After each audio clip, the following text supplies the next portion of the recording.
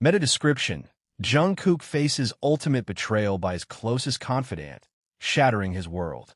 A raw, emotional journey of heartbreak, truth, and the painful path to healing. The sound of the glass shattering against the wall was not loud, but in the suffocating silence of the penthouse apartment, it echoed like a gunshot, marking the exact second Jungkook's world ceased to exist as he knew it. He stood frozen, his hand still extended in the gesture of offering a gift. A small velvet box that now lay forgotten on the floor amidst the shards of crystal and the spilled contents of a champagne bottle that had been meant for celebration. Across the room, standing by the floor-to-ceiling window that overlooked the glittering, indifferent sprawl of Seoul at night, was Min Jae-hyun. Jae-hyun, who had been Jungkook's shadow for 10 years. Jae-hyun, who had held him when his parents died. Jae-hyun, who had managed his career, protected his privacy, and whispered promises of forever into his ear during the darkest nights of his loneliness. But now, Jae-hyun did not look at him. He looked at the city, his posture rigid, his hands clasped behind his back, wearing the same expensive suit he had worn to their anniversary dinner just 3 hours ago. The air smelled of expensive perfume, stale alcohol, and the metallic tang of fear that was rising in Jungkook's throat. "Read it," Jae-hyun said, his voice devoid of any emotion, cold and flat like a stone dropped into a deep well. He pointed to the tablet lying on the marble coffee table, its screen glowing with a harsh blue light in the dim room. Jungkook's legs felt like they were made of lead, heavy and unresponsive, but he forced himself to move. He took a step, then another, his eyes fixed on the device that held the truth he was too afraid to acknowledge but too desperate to ignore. His heart hammered against his ribs, a frantic bird trapped in a cage of bone, each beat sending a wave of nausea through his body. He reached out, his fingers trembling so violently he could barely touch the screen. As he swiped to open the file, he remembered the way Jae-hyun had smiled at him over dinner, the way he had poured the wine, the way he had touched Jungkook's knee under the table. It had all been a performance, a lie, a meticulously crafted illusion designed to keep Jungkook blind while Jae-hyun sold him out to the highest bidder.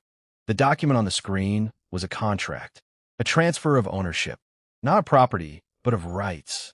Intellectual property, image rights, and most devastatingly, the private journals and unreleased music files that Jungkook had trusted only to Jae-hyun. The buyer was listed as a shell company, but Jungkook recognized the signature at the bottom. It was Park Sung-woo, the CEO of rival agency Starlight Entertainment, a man who had publicly vowed to destroy BTS and dismantle Jungkook's solo career. The date on the contract was yesterday. The price was astronomical. Enough money to buy silence, to buy influence, to buy a new life. But what struck Jungkook hardest was not the money, nor the betrayal of trust. It was the clause in Section 4, Paragraph 2. In exchange for full access to subject Jae's private digital archives and psychological profiles, the seller agrees to facilitate the public release of fabricated evidence regarding subject Jae's mental instability and substance abuse, effective immediately upon transfer of funds. Jungkook read the words again, and then again, hoping they would change, hoping it was a prank, a misunderstanding, a mistake. But the words remained static, black letters on a white background, condemning him to a future of scandal, ridicule, and ruin. He looked up at Jae-hyun, his eyes wide with disbelief, tears pricking at the corners but refusing to fall. "Why?" he whispered, the words scraping his throat raw. We were going to start our own label. You said you loved me. You said we were building a legacy." Jae-hyun finally turned from the window. His face was handsome, sharp-featured, and utterly empty. There was no guilt in his eyes, no remorse. Only a cold calculation, as if he were looking at a spreadsheet rather than the man he had claimed to love for a decade. "Love is a luxury, Jungkook," Jae-hyun said softly, walking toward the table. He picked up the champagne flute that had survived the fall, inspecting it for cracks. "And luxury is expensive. I have debts. Debts that your fame could not pay off quickly enough. Starlight offered me a way out. And they offered you a way out too?" though you don't see it yet. Jungkook laughed, a brittle, broken sound that bounced off the walls. A way out? By destroying my reputation? By leaking fake drug tests? By telling the world I'm insane? Jae-hyun shrugged, taking a sip from the cracked glass. It's narrative control. In 6 months, you'll be rehabilitated. You'll come back stronger, more sympathetic. The public loves a comeback story, and I will be there to manage it. We will still be together, just richer and more powerful. Jungkook stared at him, the horror slowly giving way to a profound, hollow ache in his chest. It wasn't just betrayal. It was erasure. Jae-hyun didn't see him as a person.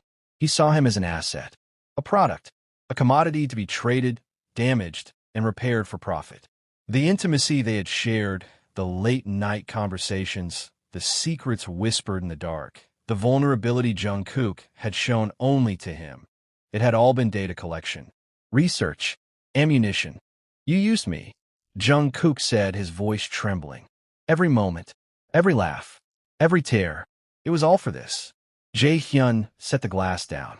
Don't be dramatic, Jungkook. I cared for you, in my own way. But business is business, and you were becoming difficult, unpredictable. You wanted to slow down. You wanted to rest. That's bad for business. This arrangement ensures you stay relevant. It ensures you stay mine. The word mine hung in the air, possessive and toxic. Jungkook felt a surge of anger, hot and blinding, but it was doused instantly by a wave of grief so intense it knocked the breath out of him. He sank to his knees, not because he was weak, but because his body could no longer support the weight of the truth.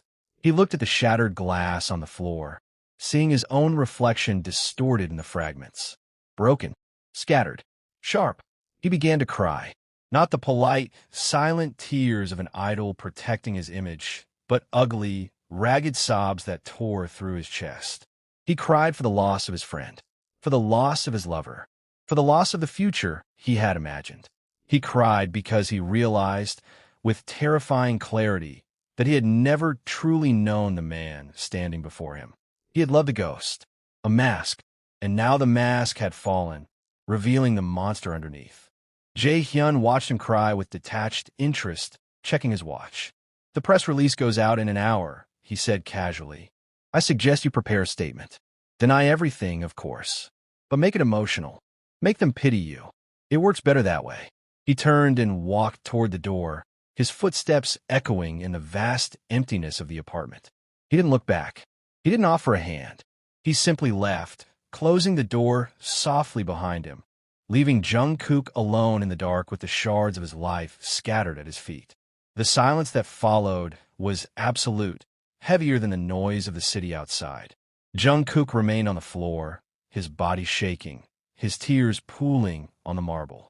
He felt cold, a deep, penetrating chill that seemed to come from within his bones. He wrapped his arms around himself, tried to hold the pieces together, but he knew it was futile. The trust was gone.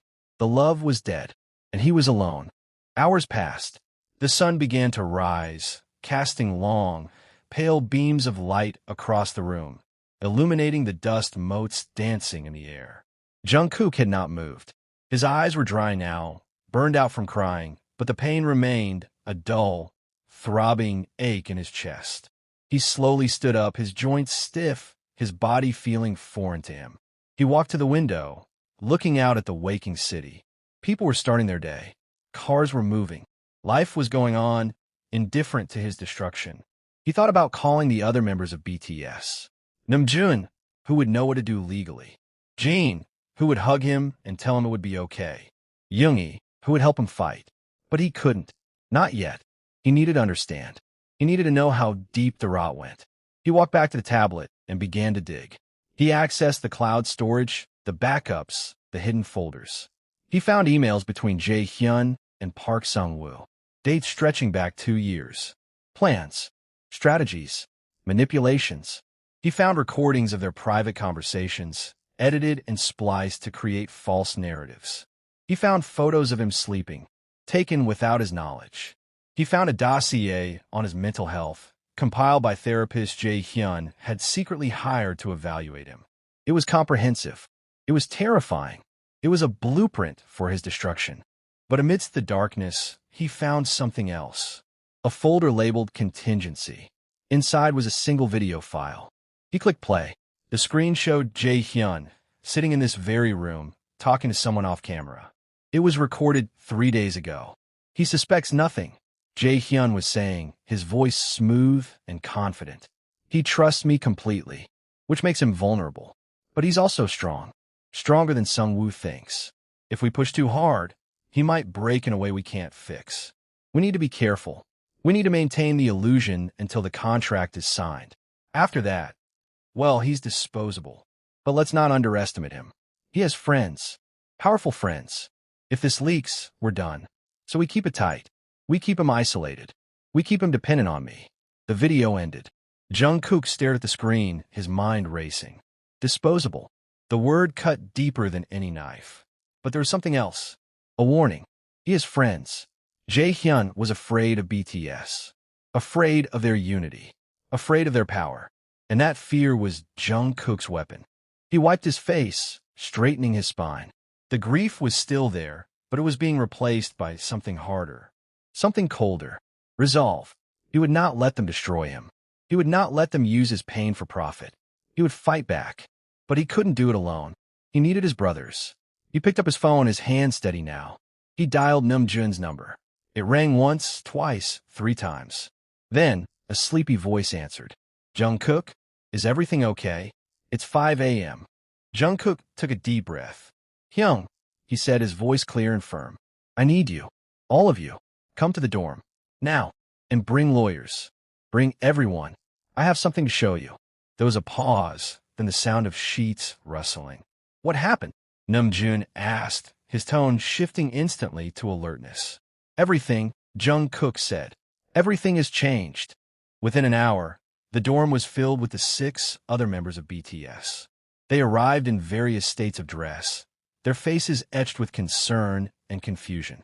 Jin was wearing pajamas, his hair messy. Yoongi had dark circles under his eyes. Jimin was holding a cup of tea, his hands shaking. Taeyoung sat on the couch, his expression serious. Hoseok was pacing. Namjoon stood in the center of the living room, looking at Jungkook, who sat at the head of the table, the tablet in front of him. Tell us, Namjoon said gently. Jungkook looked at them, his family, his anchors. He saw the love in their eyes, the unconditional support that Jae-hyun had tried to sever. And he knew he was safe. He began to speak, laying out the facts, showing the evidence, playing the videos. The room grew quieter with each revelation. Anger flashed across Yoongi's face. Tears filled Jimin's eyes. Jin covered his mouth in shock. Taeyoung's jaw tightened. Hoseok stopped pacing, his face pale. When Jungkook finished, the silence was heavy, but it was not the silence of despair. It was the silence of strategy, of war. We will destroy them, Yoongi said, his voice low and dangerous. Legally, publicly, completely. Namjoon nodded, already typing on his laptop. I'll contact our legal team. We'll freeze the assets. We'll issue a cease and desist. We'll leak the truth before they can leak the lies. Jin stood up and walked over to Jungkook, pulling him into a tight hug. You are not alone, Kook he whispered. Never again. Jimin joined the hug, then Taeyoung, then Hoseok.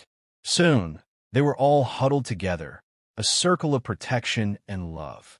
Jungkook closed his eyes, feeling the warmth of their bodies, the strength of their bond. He had lost Jae-hyun. He had lost his innocence. But he had not lost himself. And he had not lost his family. The next few weeks were a blur of legal battles, media statements, and public outcry. BTS released a joint statement, exposing Jae-hyun and Starlight Entertainment's conspiracy. The evidence was undeniable. The public reacted with outrage. Justice for Jungkook trended worldwide. Starlight's stock plummeted. Park Sung-woo was arrested for fraud and extortion. Jae-hyun fled the country, but an international warrant was issued for his arrest.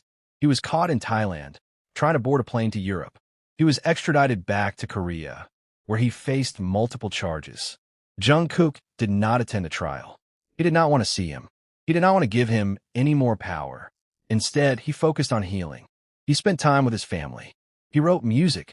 He processed his trauma with the help of therapists and his brothers. One evening, 3 months after the betrayal, Jungkook sat on the balcony of his new apartment. It was smaller than the penthouse.